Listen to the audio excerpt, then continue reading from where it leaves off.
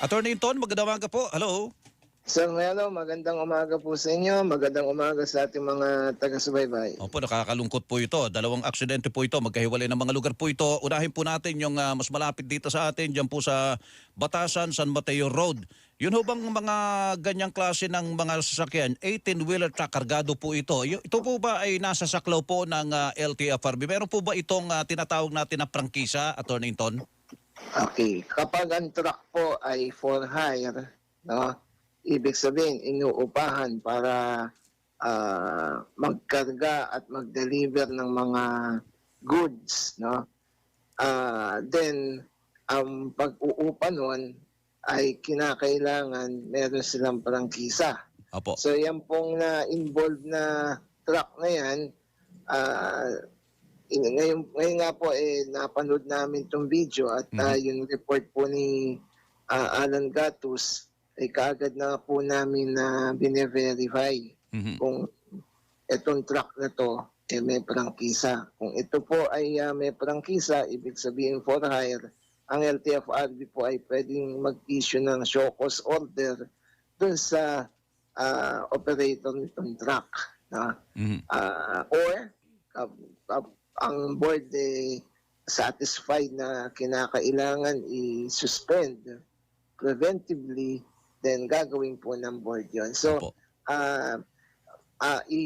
maano lang po namin, ma-verify lang namin kung ito ay for hire na truck. Opo. Attorney Hilton, offhand po, batay doon sa nakita natin na video, limited lang po naman yun. Pero doon pa lang po ba makikita natin kung talagang may pagmamalabis po yung driver ng truck na yon, yung 10-wheeler truck, 18-wheeler truck? Taken the video, parang isang eksena sa action film. No? Mabilis po yung truck. Mabilis masyado? Mabilis masyado po. Talagang sumalpok po dun sa Pag ganyan po kargado, Attorney Hilton, hindi dapat ganyan kabilis di ba? Opo, ibig sabihin maraming laman. May laman yun. At kung pababa po yun, at mabilis pa rin na talagang mag-accelerate po talaga yun. Opo. Yung sinasabi po na nawala ng preno, lumusot ang preno, mga ganon. Ano po ang tingin niyo po doon sa ganon? Yun naman salita lang ng driver. Opo. Well, tingnan po natin yung investigasyon, pero alam niyo po kapag sa LTFRB, kapag mga mechanical defect, no, ay ang operator po ano niya yan, kanya pong duty yan to see to it that the unit roadworthy. Opo. No?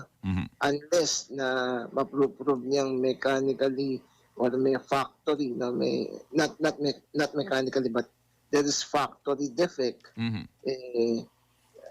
malabo po yun. Kasi kinakailangan bago bumiyahe yung sasakyan, chinecheck po ang lahat. No? Tama po, roadworthy. Kasi pag, yung roadworthiness niyan. So pag mechanical defect, kailangan magpaliwanag yung operator niyan na bakit nagkaganon. Yan ba, bago bumiyahe, magkaroon kayo ng check niyan, ng unit nyo. At, kasi otherwise, kung hindi ilalagay sa kanilang sa kanilang duty at the mercy po ng mga pasaway na driver, no, ang publiko. Opo. Teka po, kung ito po ay may prangkisa po, attorney, halimbawa nakadisgrasya po ito ng mga iba pang sasakyan, isang AUV, isang kotse, 2 motorsiklo, meron pa ditong patay na 3, 7 po ang sugatan dito. Ano po ang pwede pong makuha na danyos o insurance o claim nitong mga nadisgrasya naman itong 18-wheeler truck na ito, attorney? Depende po sa kanyang insurance, no? Dahil hindi naman pasahero nakasakay dyan, so walang personal passenger accident yan, no? So dun tayo sa maaring TPL, no, yung third party liability. Yun nga lang, katulad ng ipinaglalaban po ng ilang transport group at ang LTFRB rin po sa panguna ni Attorney Jojo Guadis, ano yan, ini-endorse nga yun na yung TPL, itaas na yung benepisyo. No? Kasi personal passenger accident, pagka pasahero ng public transport at na sinamampalad at nagkaroon ng patay sa isang road crash, 400,000. Pero dun sa TPL ay per accident, no, per accident pa na 200,000. Ibig sabihin maghahati-hati pa yung mga opo. So yun nga ang isang is panawagan din po yan ni Presidente BBM na pag-aralan na kaagad na maiangat yung benepisyo ng third party liability. Attorney, doon sa Quezon pala, kagabi rin, Atimonan Quezon naman ito, isang lalaki, patay din, nahagip naman isang pampaserong bus doon sa Maharlika Highway sa Barangay Angeles kagabi. Nakarating na po ba sa inyo ang impormasyon na yan? Opo, at inatasan na po ni Attorney Jojo Guadis, yung regional director doon, tingnan at magbigay kaagad ng report sa LTFRB head office kung kanya pong isususpend yun o na ma-issuehan na kaagad ng show cause order yung operator ng bus. May pangalan na po ba kayo ng bus company po, Attorney Ton? Wala pa po.